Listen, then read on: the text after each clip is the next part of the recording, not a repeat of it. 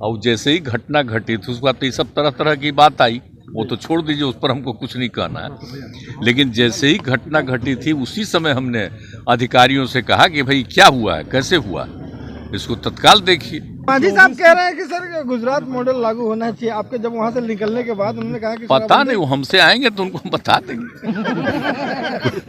उनको क्या पता है कब लागू हुआ था। तो ये क्या है, सर्वसम्मति से न लागू हुआ जी। शराब पीने से कोई अच्छा है? शराब पीने से तो आदमी को नुकसान होता है। तो ये सब नहीं मालूम नहीं होगा, इस सब चीज की जानकारी नहीं होगी और क्या बात है, हम पूछ लेंगे। जिनको जिम्मेवारी दी जाती है उसमें भी सब ठीक ढंग से कभी कभी काम नहीं करता है, तो एक्शन उस पर भी होता है। तो इसलिए एक एक चीज को देखा जाता है कि भाई कहीं कुछ हो रहा है देखिएगा ना। तो आजकल देख रहे हैं कहाँ कहाँ पकड़ा रहा है, कहीं कोई बाहर से आ रहा है, कहीं कोई अंदर कर रहा है, तो रोज पकड़ा रहा है। हमने ये कह दिया है कि बिना मतलब का लोगों को नहीं, असली जो करता है अंदर तौर पर उसी को खोजिए और उसी को पकड़िए। नमस्कार, आप लाइव बिहार देख रहे हैं। मैं हूं राजमोहन तिवारी। शराबबंदी वाले बिहार में पिछले दिनों सारण जिले के मशरख में जहरीले शराब पीने से जिस प्रकार से बड़ी तादाद में लोगों की मौत हुई, उस खबर ने सबको हिला कर रख दिया था। और आपको बताएं कि इसी जहरीले शराब कांड में दिल्ली से एक बड़ी गिरफ्तारी हुई है और बताया यह जा रहा है कि इस जहरीले शराब के मास्टरमाइंड राम बाबू को दिल्ली पुलिस क्राइम ब्रांच ने गिरफ्तार करके बिहार पुलिस को सौंप दिया। और इसी पर बिहार के मुख्यमंत्री नीतीश कुमार का बयान भी आया है।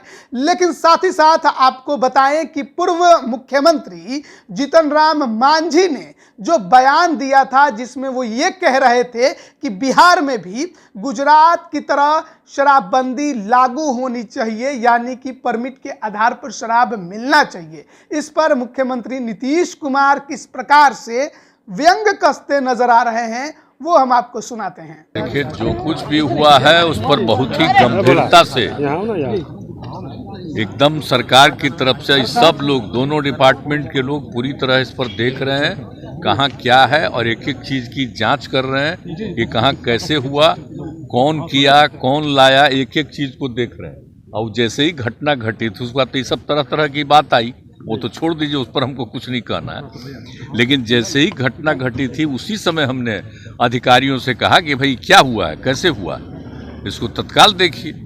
और सबको कहा गया है कि एक एक चीज पर नजर रखिए।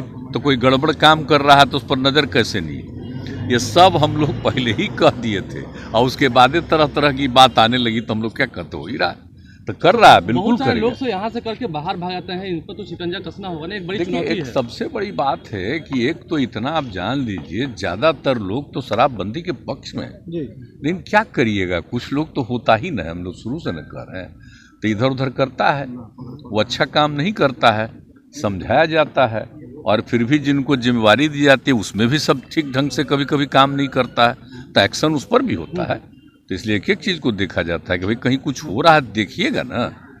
तो आजकल देख रहे हैं कहाँ कहाँ पकड़ा रहा है, कहीं कोई बाहर से आ रहा है, कहीं कोई अंदर कर रहा है, तो रोज पकड़ा रहा है, गिरफ्तार कर रहा है। और हमने ये कह दिया कि बिना मतलब का लोगों को नहीं, असली जो करता है अंदर तौर पर उसी को खोजिए और उसी को पकड़िए, ये हमने कहा है लोगों को। आप जो यात्रा पर निकल रहे हैं उससे फायदा होगा इस बार लगता है? आप जो इस यात्रा पर फायदा के लिए नहीं, देखिए आप तो जानते हैं, हम सब दिन जाते हैं ना देखने के लिए, जो भी काम शुरू हम लोग पहले से किए हुए हैं उसका क्या इम्पैक्ट है, कहाँ क्या कमी है, किनको क्या दिक्कत है, एक एक चीज देखने और समझने जाते हैं।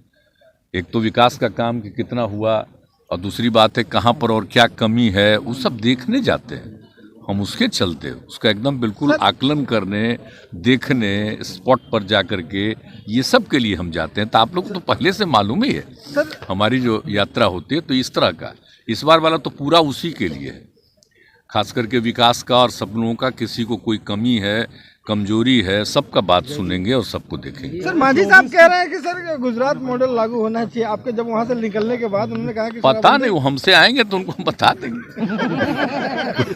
उनको क्या पता है कब लागू हुआ था। तो ये क्या है, सर्वसम्मति से न लागू हुआ जी, उसमें तो ऐसा नहीं था। और बाद में तो पता चल गया, आप जानते हैं यहाँ पर सबका ट्रेनिंग कराए, बहुत लोग कहता था ना कि कोई लोग शराब पीता है तो उसको मान लीजिए कि अगर उसको तबीयत खराब हो जाएगा, गड़बड़ा जाएगा, कभी नहीं होगा। और यहाँ पर आप जानते हैं कितना जगह लोगों का हम कराए, कितना कितना लोग एक एक महीना रह करके एक एक चीज़ को सीखे। और कोई ऐसा है ही नहीं कि शराब पीने से कोई अच्छा है। शराब पीने से तो आदमी को नुकसान होता है। तो ये सब नहीं मालूम नहीं होगा, ये सब चीज की जानकारी नहीं होगी। और क्या बात है, हम पूछ लेंगे आज भी। अब देखिए, बिहार में भले ही 6 वर्षों से शराबबंदी लागू हो, लेकिन जहरीले शराब से मौत की खबर हमेशा सुनने को जरूर मिल जाती है। हाल में मशरक में जो घटना हुई थी वो हर किसी ने देखा किस प्रकार से मौत का जो आंकड़ा था वो दिन पर दिन लगातार बढ़ते गया। जैसा कि सरकारी आंकड़ा रहा 80 के आसपास का, लेकिन गांव वाले कुछ और ही बताते हैं। साथ ही साथ अभी भी उस जहरीले शराब कांड में कई ऐसे लोग हैं जो कि अभी इलाज करवा रहे हैं, यानी पूरी तरह से स्वस्थ नहीं हो पाए। वहीं बिहार में शराबबंदी को लेकर लगातार बयानबाजियां होती रही हैं, यहां तक कि महागठबंधन दल के भी जो सहयोगी हैं वो इस पर अपना बयान देकर शराबबंदी को लेकर बहुत कुछ बातें बोलते हैं। जीतन राम मांझी तो लगातार ये कहते रहे हैं कि नियम कानून और नए लागू करके इसे अब खोल भी देना चाहिए। लेकिन मुख्यमंत्री नीतीश कुमार जिस प्रकार से शराबबंदी को लेकर अडिग रहे हैं, एक बार फिर उन्होंने कहा है कि बिहार में शराबबंदी लागू रहेगी। अगर कोई दिक्कत है तो वो जीतन राम मांझी से बात कर लेंगे। बने रहिए लाइव बिहार के साथ। आप सभी का बहुत बहुत धन्यवाद। लाइव बिहार यूट्यूब पर सब्सक्राइब और फेसबुक पर लाइक जरूर करें।